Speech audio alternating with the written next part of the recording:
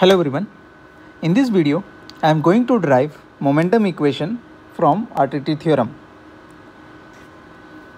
Basically, RTT stands for Reynolds Transport Theorem, and it basically states the rate of change of any property with respect to system. So let's begin. So suppose we have a surface, that is a solid surface, and some fluid is flowing over it.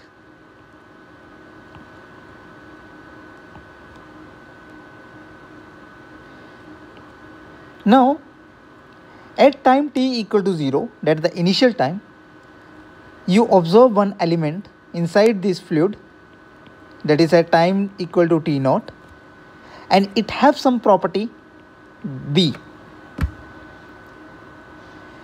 As the time changes, this element will move to some other location and its property will change to B dash at time t equal to t naught plus delta t. So the RTT theorem states how this beta is changing with respect to time. So basically, if I will write the mathematical expression for RTT, we can write that is Reynolds Transport Theorem that state that rate of change of property beta, that is a material derivative kind of thing, equal to partial derivative with respect to time, volume integral eta rho dv plus surface area eta rho v vector dot n cap into dA. So basically, beta is any property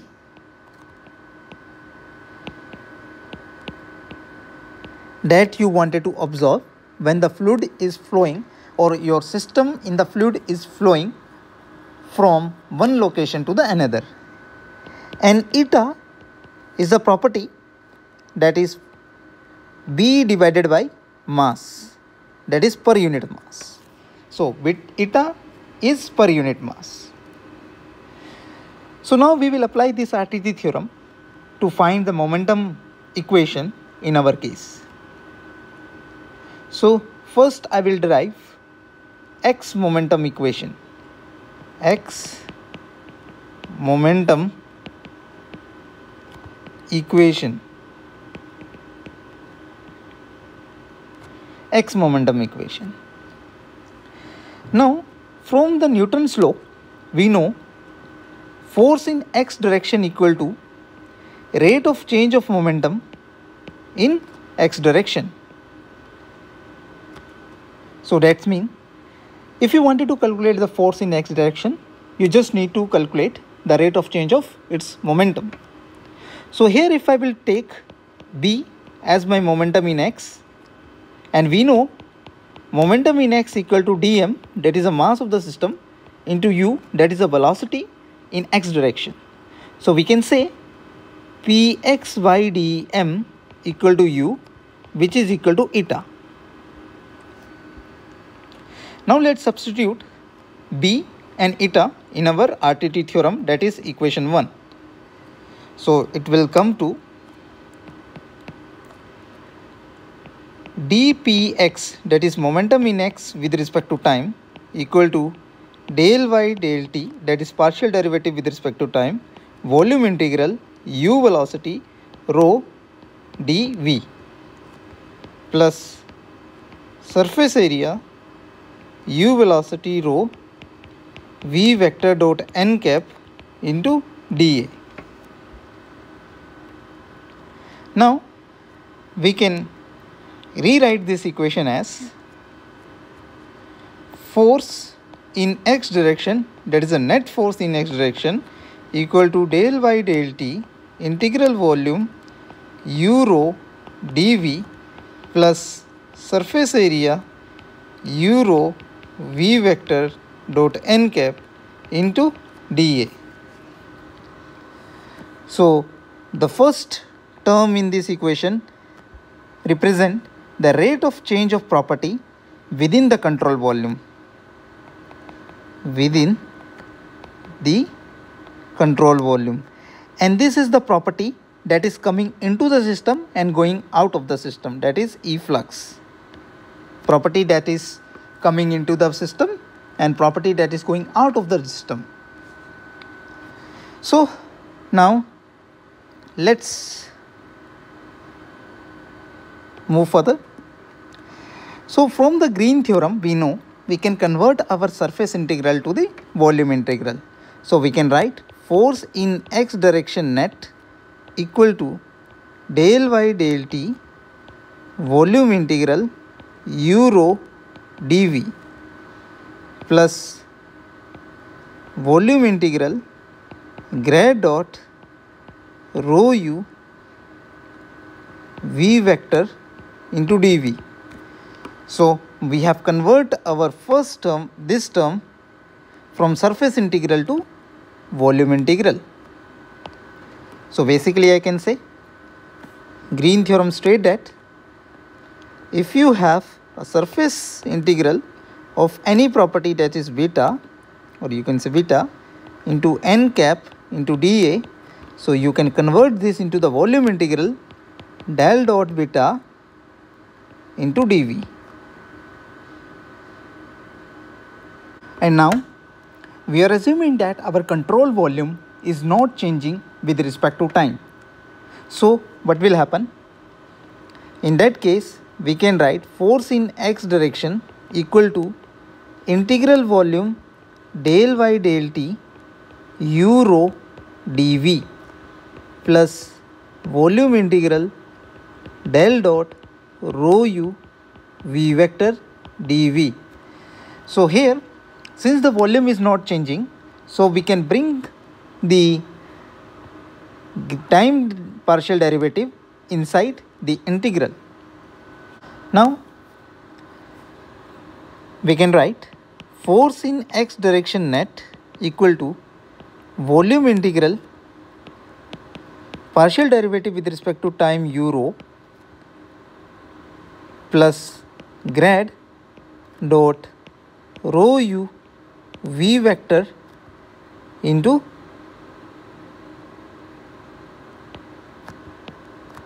dv. And since our element or the system we have assumed it's of dimension dx and dy and our control volume is not changing, we can write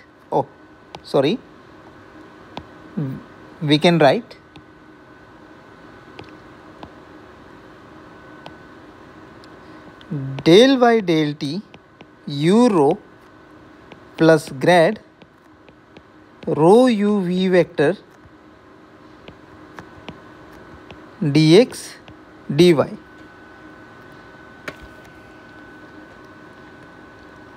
Now on further simplification we can write del y del t u rho plus grad, the grad that we know is del y del x I cap del y j cap u, and this inside term is equal to u I cap plus v j cap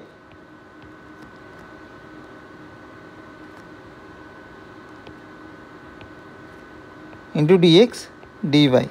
So we can further simplify this term to del y del t u rho plus del y del x I cap del y j cap rho u I cap rho u v j cap and dx dy. So we can further write it u rho dt plus del y del x rho u plus del y rho uv and dx dy. So we have the final form of force in x direction, net force in x direction as partial derivative with respect to time rho u plus partial derivative with respect to x rho uu plus partial derivative with respect to y rho uv and the volume that is dx dy. So this is my final form of net force in x direction. And there is one more point to notice is, since we have derived this momentum equation as force equal to m into a, which is a Newton's law, and Newton's law is valid for only inertial frame.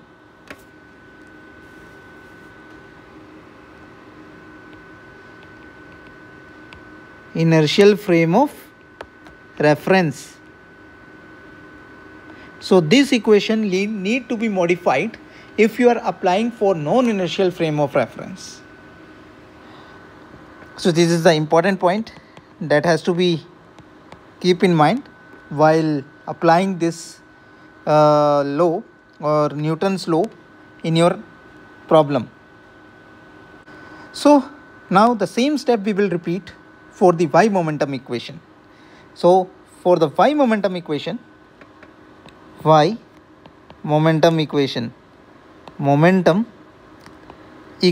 here I will go a little bit faster. Y momentum equation we can write from the, again with the help of RTT theorem, we can write dB by dt equal to del y del t volume integral eta rho dv plus surface integral eta rho v vector dot n cap into dA. Okay, now we have dpv vy, that is the momentum in y direction with respect to time, equal to del y del t integral velocity. The v represent the velocity in y direction and u represents the velocity in x direction. So v rho dv plus surface integral v rho v vector dot n cap into dA. So this is the force, that is net force in y direction, equal to del y del t, and same as in the x case, x momentum case, our control volume is not changing, so we can write del y del t rho v dv plus surface area v vector rho v velocity rho v vector dot n cap into dA, and where v vector is same as previous that we have used in our x momentum equation, that is ui cap vj cap. So let's modify it little bit more. Del v equal to del y del t rho v dv plus, now we will convert this surface area into the volume integral as previous case.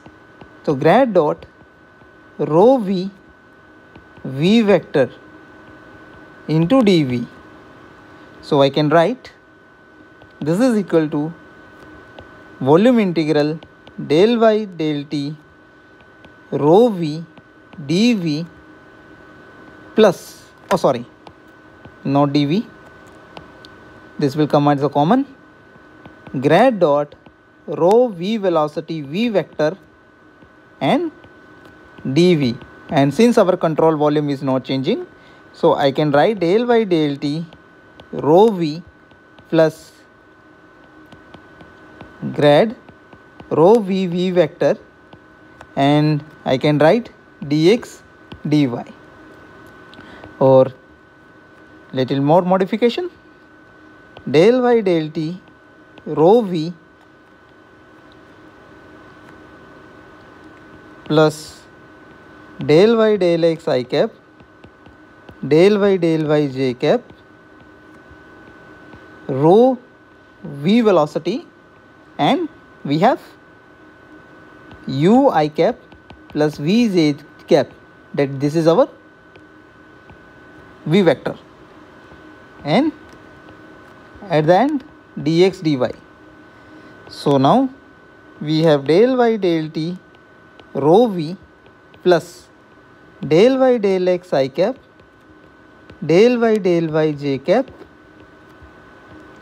rho vu I cap rho v j cap, and at the last dx dy.